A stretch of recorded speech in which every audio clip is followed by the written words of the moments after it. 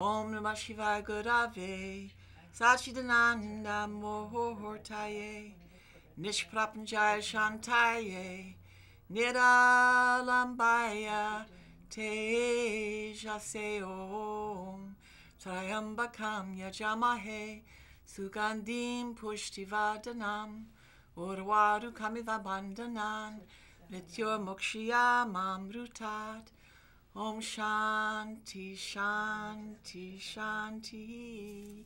Peace, peace, peace. Hi there, this is Sally Kirkland. Yes, this is me. And I have with me Charles Casillo, who was on my show. I don't know whether it was here or one of the other access centers how many years ago? 15. 15.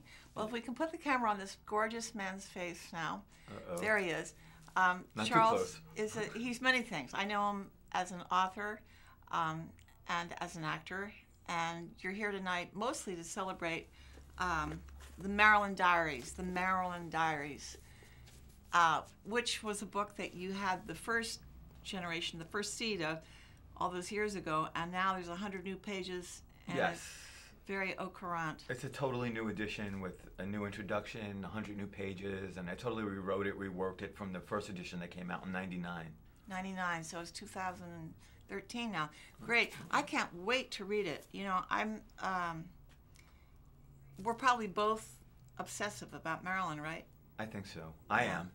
You have, now this is the same book with the different... Yeah, I did two covers because, you know, there's a fanatical element of the Marilyn community that just doesn't like any kind of distortion or anything. And this is obviously a photoshopped photo of Marilyn and JFK because they never posed like together, right, for obvious reasons. So because the book is a fantasy about what it would have been like had Marilyn kept a diary, people convinced me that have a fantasy cover. Right. You know, so I thought that it went well with it, but there are people that really object to it strongly. So to counteract that, I came out with a lovely portrait cover. Right, and this was her last film that she worked on. Yes, that was months before she died. She never completed that film. Something's Got to Give. Something's Got to Give.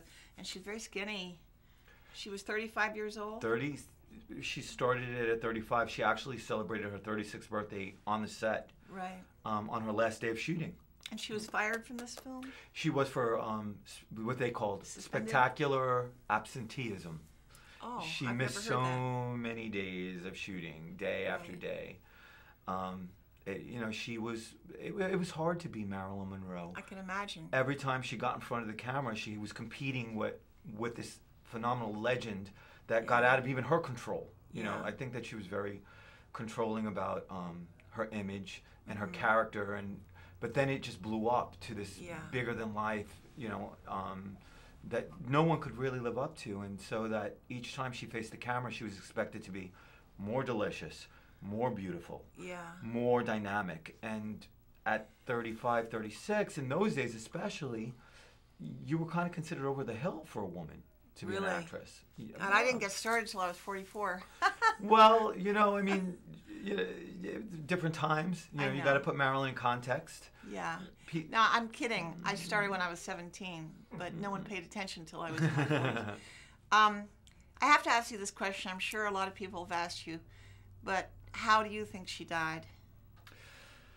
Well, I don't like to answer it because the people are so extreme on both sides. I personally think that she was very troubled during that period. There was a lot going on. Anyone who knows her history knows that during that month of August where she died, there was a lot going on.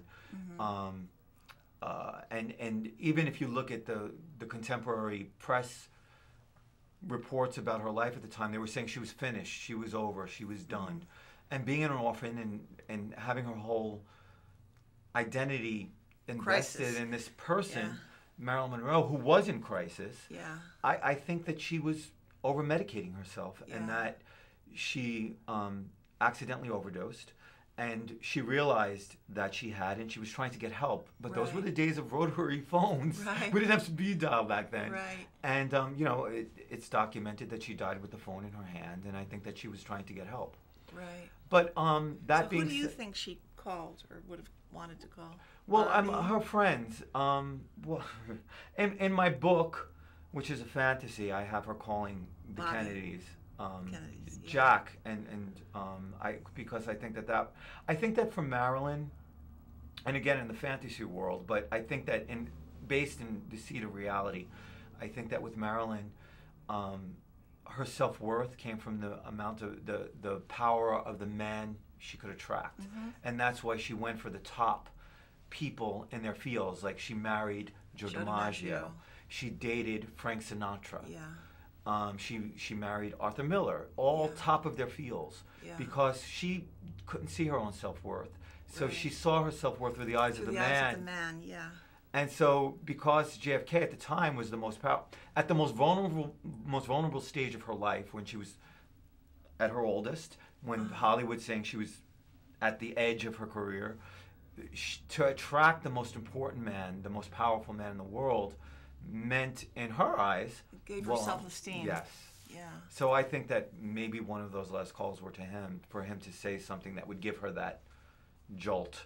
I think I relate to this entirely because I came from a very brilliant family, but everybody were alcoholics. So I was an only child of raving alcoholics, and I never knew if the ground was going to be there under my feet. And I started early acting and painting and doing things where I could hide behind an art form. And gradually, as I got older, I got involved with whatever drugs, like in her case, Nebutol, Seconal. That was very big when I was growing up. And I would try and slip my wrist and do all these crazy things. But when I met Bob Dylan, I had been like in love with him from afar from the age of 17 or 18. And he and I are about the same age. And then I met him at Carnegie Hall backstage with Woody Guthrie and the Weavers and Joan Baez and everybody. And I looked in his eyes and I thought, oh my God, this is my fantasy come true. This is Bob fucking Dylan. Right. And I fell in love, and I didn't get to be with him until the 70s, but I always was obsessed, you know, with, like you said about Marilyn, having, if I could have the one guy that is powerful, that the whole world loves, who would it be? And for me, Jack Kennedy would be Bob Dylan. So we became friends and got very close in the middle 70s and have remained friends. But that was my self-esteem. Right. Was somehow I clawed my way. And so I relate to Marilyn. I totally relate to what you're saying, and I think it's true for a lot of women and men. And I think that the thing I love about Marilyn, which, if I remember your original book that you wrote, you captured, was her innocence. And she never lost it, no matter how hard she might have tried to get in control of the business aspect of the business. She was always this child, you know. Yes, her vulnerability and sensitivity, which I don't think that it could. I think that one of the reasons that she endures is that kind of sensitivity and vulnerability couldn't exist today in Hollywood. Yeah.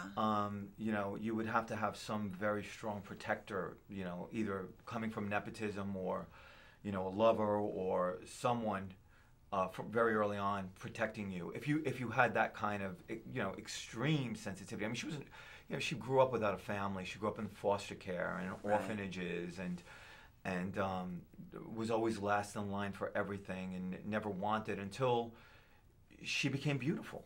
Right. And then she said, well, people are paying attention to me because I'm beautiful. I'm going to develop that. Right. And she did until the point of, you know, something that the world has never seen since or before or since. Isn't it amazing? We've never seen it before or since. No, people are still trying. There's something that can't be explained about Marilyn Monroe. I think there's different factions of people and how they look at her. I mean, there's one that say she was a pretty actress from her era and, you know, great. Then there's other people that really can't stand her and say, well, she was just a whore who slept with men and slept her way to the top. And then there's people like me, who something inexplicable when I was very young, just looking at a photo, was captured by her.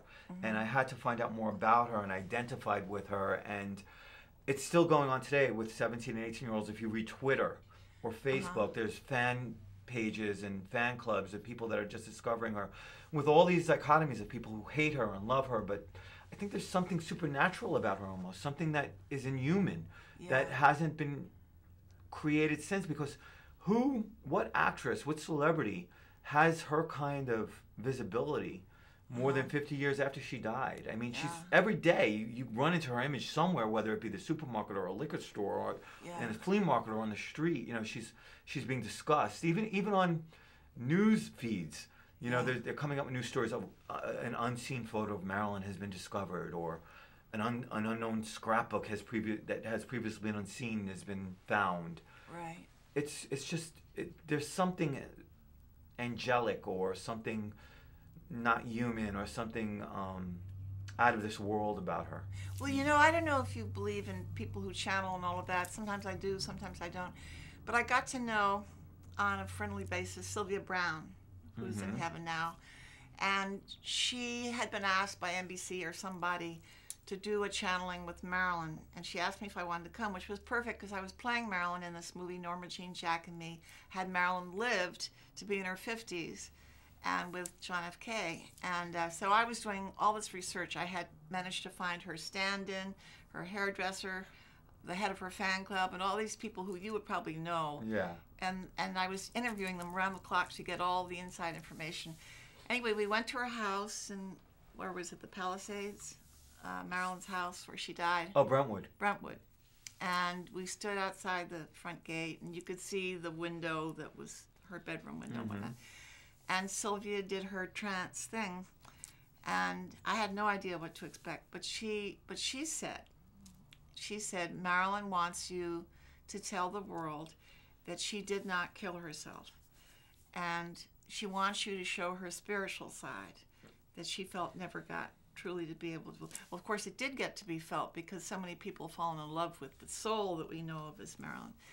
But it was really exciting to be part of this channeling, and to be playing her, and then meeting you, and you and I got to be friends. And I don't know anyone else besides you, Charles, that is obsessed the way you're obsessed, the way I'm obsessed. I mean, my mentor was Shelley Winters, as you know, and Shelley and Marilyn lived together on the corner of Crescent Heights and Norton in a building that's got to be since the 40s or 50s. And they lived in a tiny little apartment. I've been in the apartment.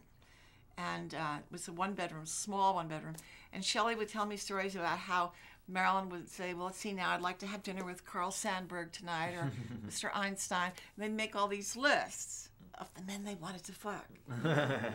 And somehow they would end up halfway down these lists and comparing notes. And they would make, Shelley would say, okay, now I have a date tonight, Marilyn, you have to go.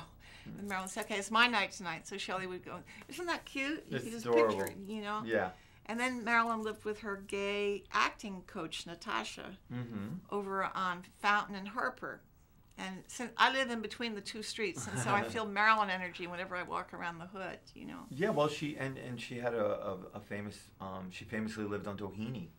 Yeah. For a long time too. So she's a neighborhood gal for Always us. Both in the we both neighborhood, live in yeah. the neighborhood. So Yeah. So in the process of your writing these books, books, you've written many books. Tell me like 3 or 4 things that you discovered about her through your process that, you know, just blows your mind about her. Well, I think that one of the things that I discovered about her is, you know, you really, because she's so perennial, she